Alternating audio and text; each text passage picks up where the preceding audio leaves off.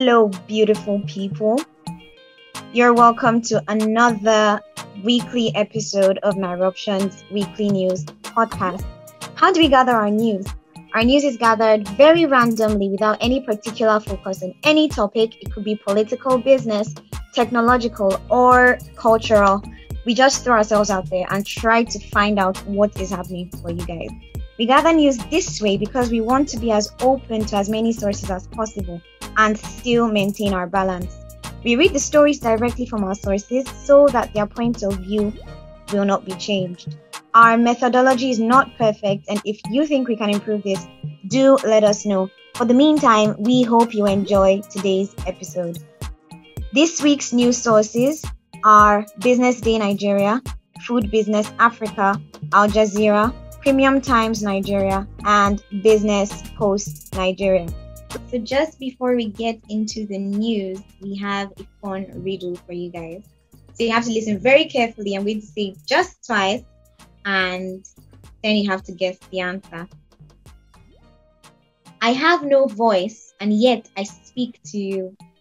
I tell of all things in the world that people do. I have leaves, but I am not a tree. I have pages, but I am not a bride or royalty. I have a spine and hinges, but I am not a man or a door. I have told you all. I cannot tell you more. What am I? So you can ponder on the answer, and we'll give you the answer at the end of the news segment. Ladies and gentlemen, let's go around the news in 30 minutes. First off, Nasarawa goes on charm offensive with first investment summit. The inaugural edition of the Nasarawa Investment Summit, which is themed Diamond in the Rough, the making of a new investment frontier, is to be held this month in what the state government hopes will position it as a preferred investment destination within Nigeria. The two-day summit holding on 11th and 12th May 2022 in Lafia, the state capital, according to briefs on it, will serve as a platform to present credible and bankable investment opportunities that are market ready for investors' engagement. The state government also says the summit will foster closer collaboration and partnership between the private sector and the government in building a stronger business environment in Nasarawa State. Speakers expected at the summit include John Dramani Maham, former president of Ghana, Yemi Osibanjo, Vice President of Nigeria, Muhammadu Sanusi Lamido, a former CBN governor, Aliko Dangote, President of Dangote Groups, and Mansour Mukhtar, Vice President, Country Operations, Islamic Development Bank. Highlighting some of its competitive advantages as an investment destination, Nasarawa State says it has shown great promise over the years, overcoming numerous roadblocks as it inches towards its vision of becoming Nigeria's top investment destination. Up next, passenger disembarks Dana aircraft over fire sparks during takeoff. Passengers were able to disembark from Dana aircraft from Port Harcourt to Lagos on Monday after the aircraft tires sparked off while the aircraft was taxiing to repark. In a statement by Dana Air, it explained that its aircraft with registration number 5NJOY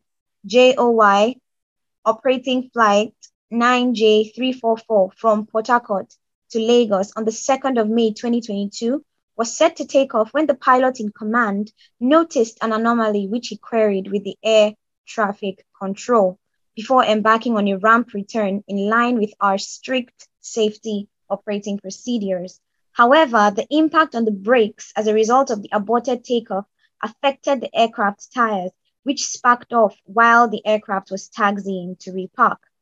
All 50 passengers on board the aircraft disembarked safely, and our maintenance team immediately grounded the aircraft pending the conclusion of their investigations, the airline stated.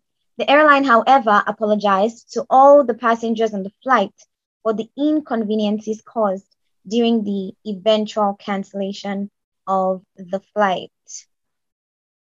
Coming up next, ONU declares for president advocates scientific approach.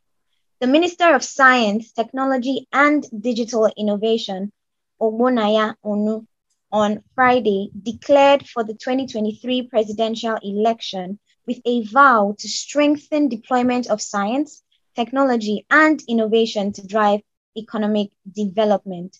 Onu's declaration swelled the number of those contesting the 2023 presidential election under the platform of the All Progressives Congress, APC, to 13, as 12 aspirants are said to have collected their forms. I have a dream that Nigeria will one day lead the world. Let no one tell us that it cannot be done, because if we cannot achieve it, our children can, he said.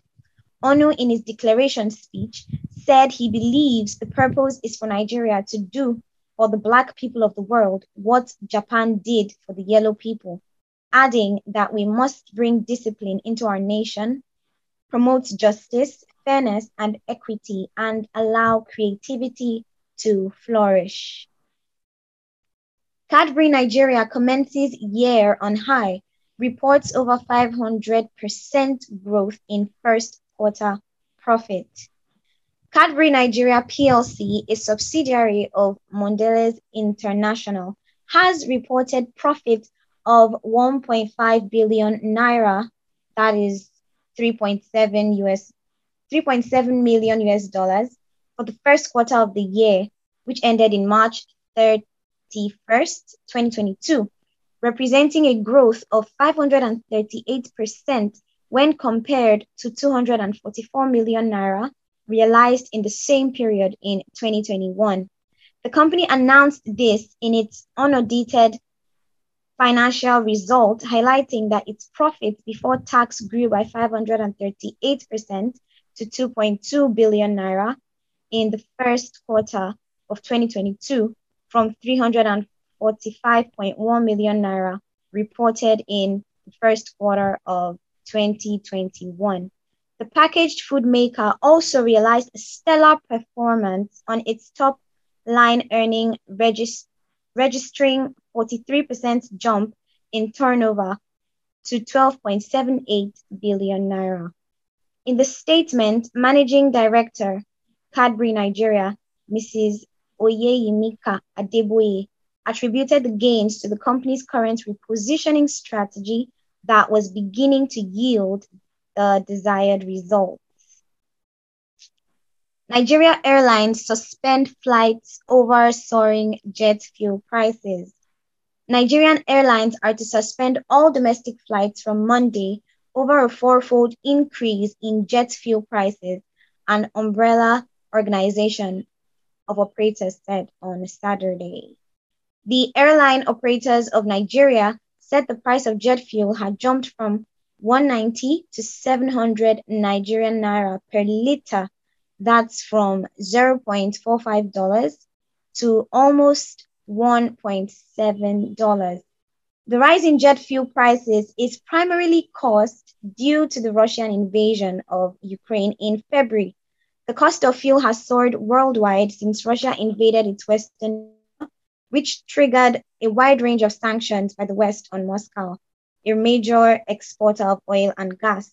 No airline in the world can absorb this kind of sudden shock from an astronomical rise over a short period, the AON said, adding that it would now cost the customer 120,000 naira, that's 289 US dollars, for a 1-hour flight, a sum unaffordable for Nigerians who are already experiencing a lot of difficulties.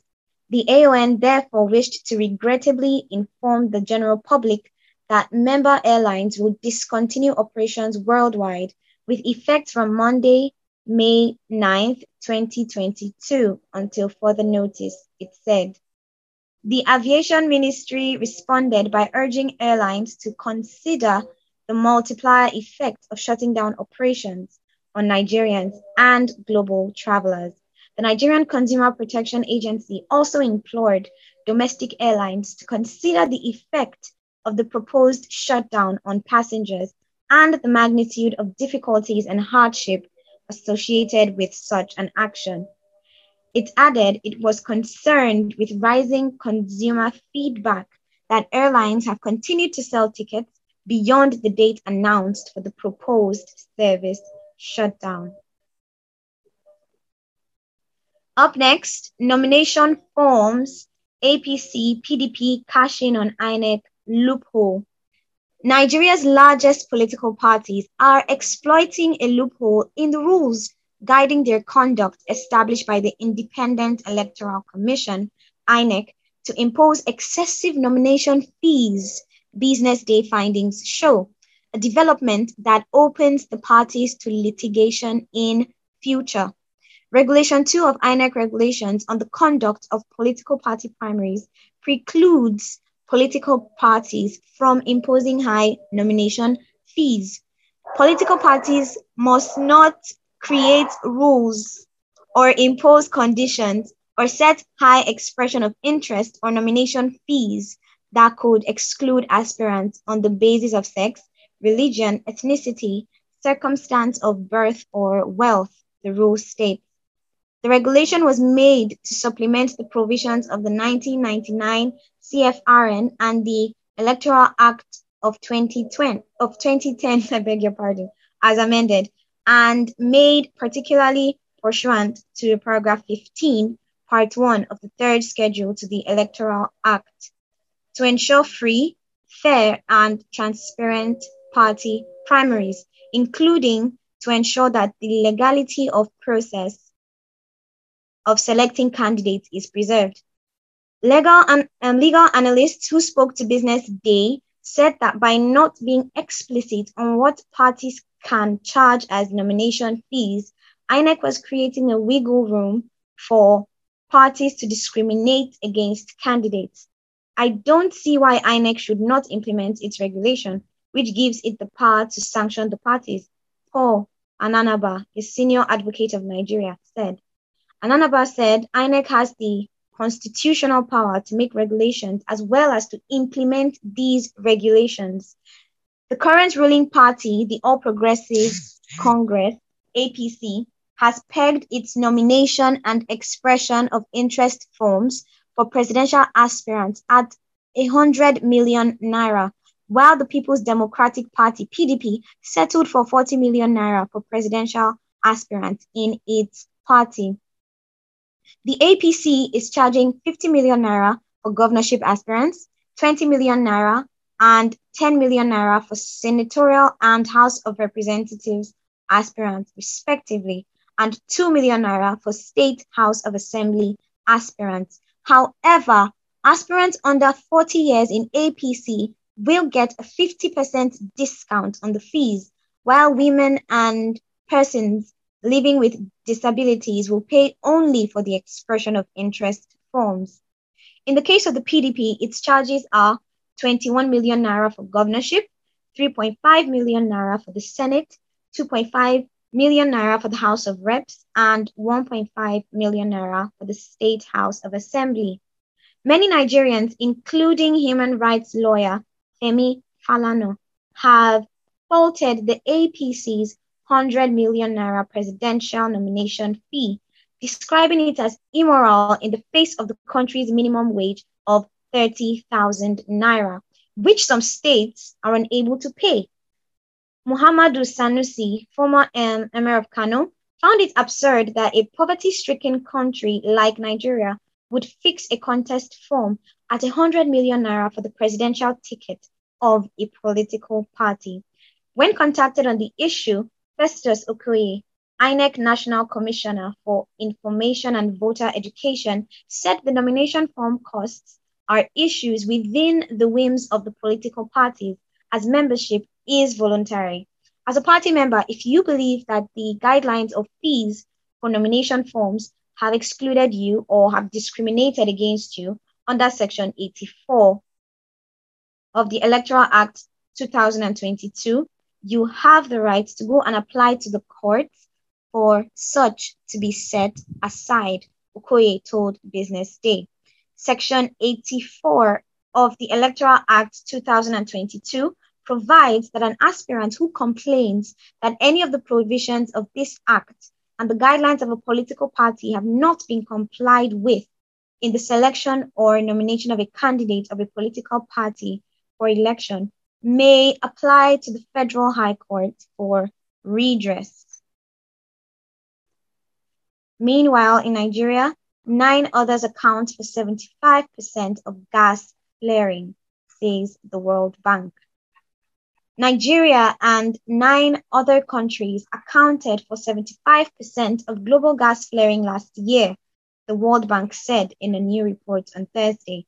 It said 7 of the top 10 flaring countries, namely Russia, Iraq, Iran, the United States, Venezuela, Algeria, and Nigeria, had held this position consistently for the last 10 years.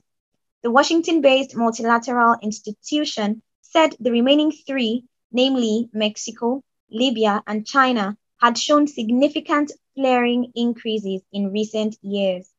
In 2021, the top 10 flaring countries on an absolute volume basis accounted for 75% of all gas flaring and 50% of global oil production, the report said.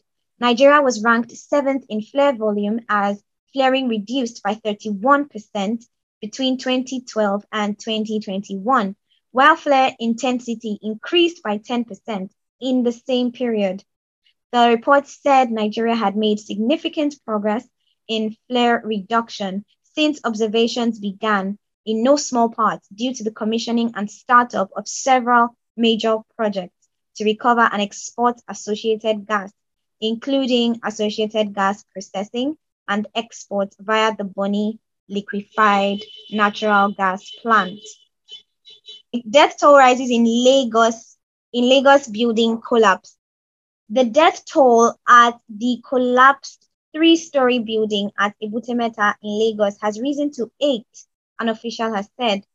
Ibrahim Farinloye, Southwest Zonal Coordinator, National Emergency Management Agency, spoke to the News Agency of Nigeria, NAN, on Monday in Lagos. NAN reports that the 8 dead persons include 5 males and 3 females. An old 3-story building collapsed at number 24 Ibadan Street off Herbert Macaulay Way. So we are not buying water today. An old 3-story building collapsed at number 24 Ibadan Street off Herbert Macaulay Way, Ebutemeta, on Sunday night. The incident happened when the residents had gone to bed, according to NEMA. The Lagos State Fire and Rescue Service said in a statement that they were alerted of the collapse at 9:48 p.m. The statement added that firefighters, as well as officials of the Lagos State Building Control Agency and Lagos State Ambulance Service, have mobilized to the site. We sympathize with the families that lost anybody on that day. Up next, IOM seeks Buhari National Assembly's interventions in $1.2 billion investment. The president/CEO of Federal Housing Authority, Katie Investment and Development Company, Moses Ayom, has appealed to President Muhammadu Buhari and leadership of the National Assembly to intervene in the $1.2 billion mining investment crisis. Ayom, who is also the owner of granite and marble, said the company had signed a $1.2 billion deal with China's SBM in 2016, the same day the deal for the Dangote fertilizer plant was consummated, when the two business moguls accompanied PMB to China for bilateral talks. The deal, according to him, was to enable granite and marble to establish Africa's biggest mining processing plant in Abuja. He regretted that 7 years after the deal was signed, same had not been activated, prompting Ayom's appeal.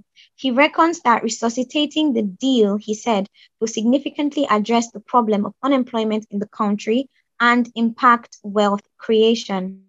According to Ayom, on return back to Nigeria after the 2016 China trip, the governor of CBN, who witnessed both agreements in China, granted to both companies, Dangote Group and Granite and Marble, different grants, but which Granite and Marble is yet to access. He lamented that the corporate crisis threatening the $1.2 billion mining equipment investment could reverse the economic gains being recorded by the Buhari administration in the emergence of the Dangote fertilizer plant, as well as the Dangote refinery that would soon be completed. The granite and marble owner, while expressing delight over the commissioning of the Dangote-owned $2.5 billion fertilizer equipment plant in Lagos last month, expressed concern that the SBM deal that is meant to be located in Abuja and supported by the central bank with RSSF is yet to take off because of some corporate crisis and struggle over ownership. Nigeria's Kudi metamorphosis into Numba. An African financial technology fintech company based in Nigeria, Kudi, has transformed into Numba, an omni-channel payment platform, providing tools to enable businesses to grow.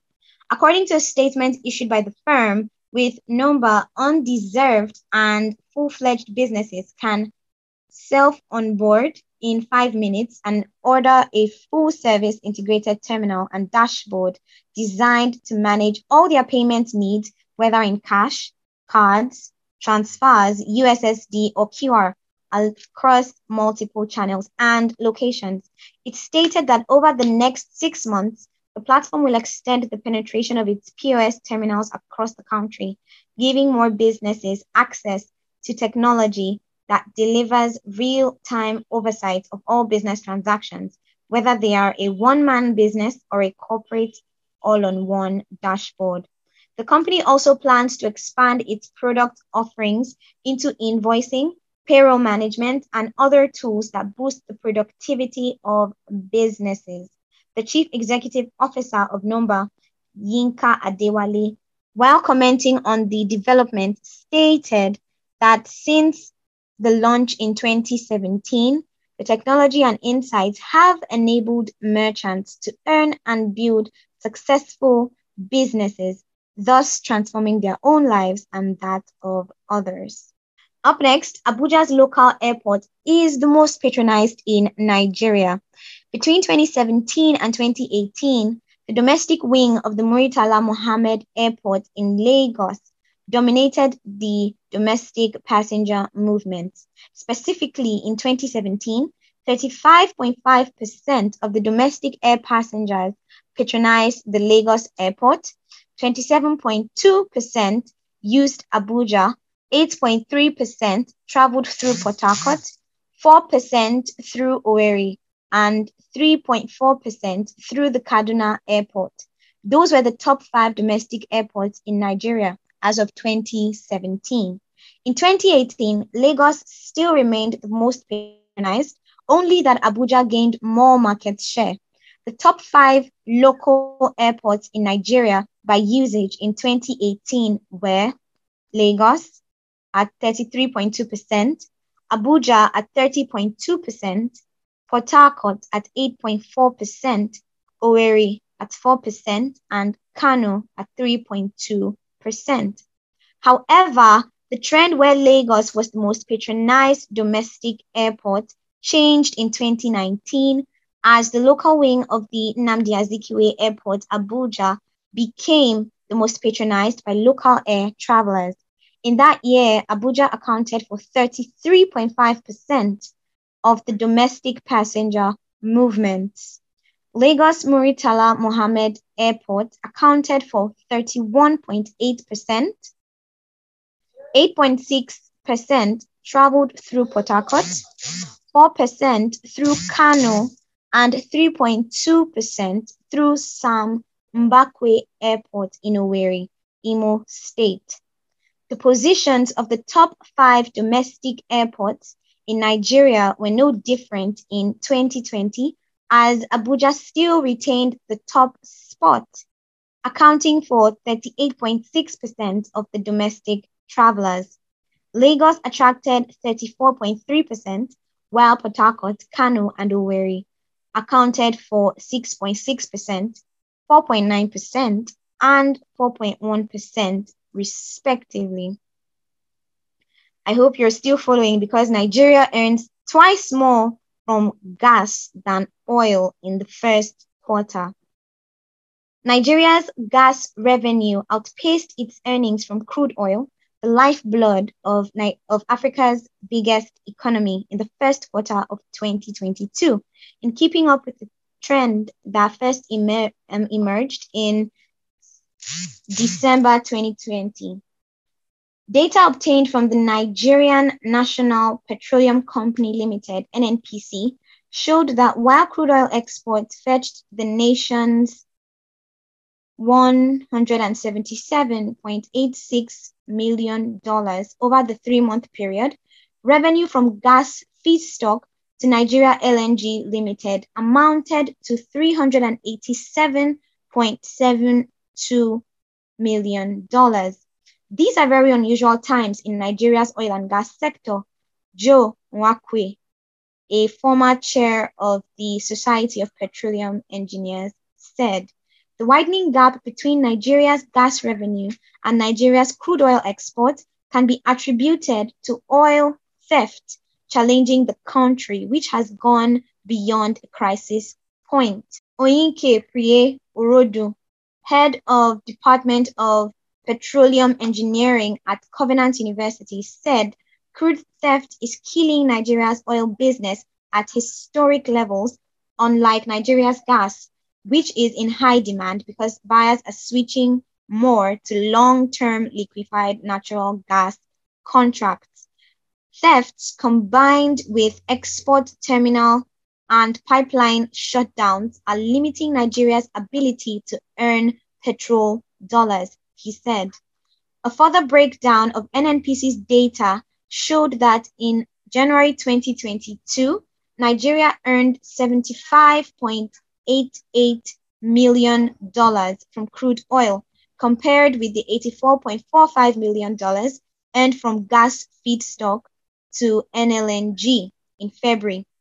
The country earned $13.05 million from crude oil, compared with $159.58 million from gas feedstock to NLNG.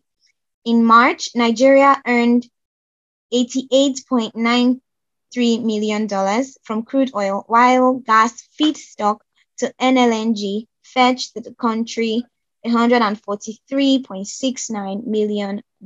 I mean, there's no surprise there. We use gas for almost everything.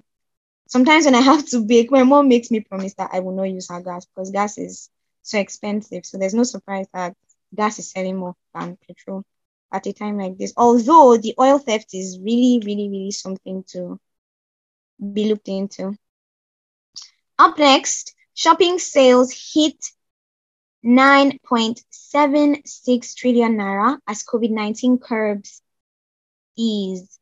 The easing of the COVID-19 restriction has led to a recovery in the general sales of new and used goods as its value increased year on year by 9.3% to 9.76 trillion naira in 2021, a news report shows.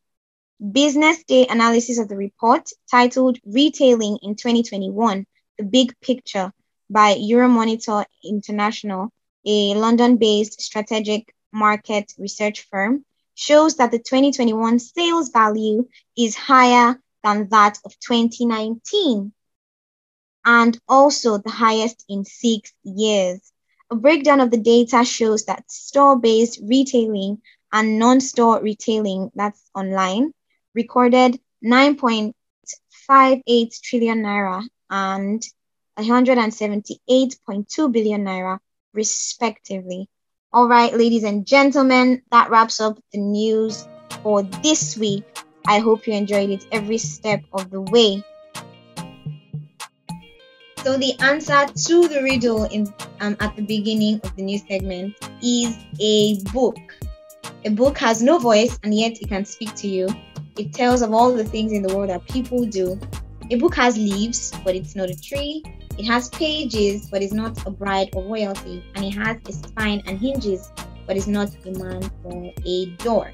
So if you guessed that correctly, then well done. Round of applause for you for being so clever. We will see you again next week.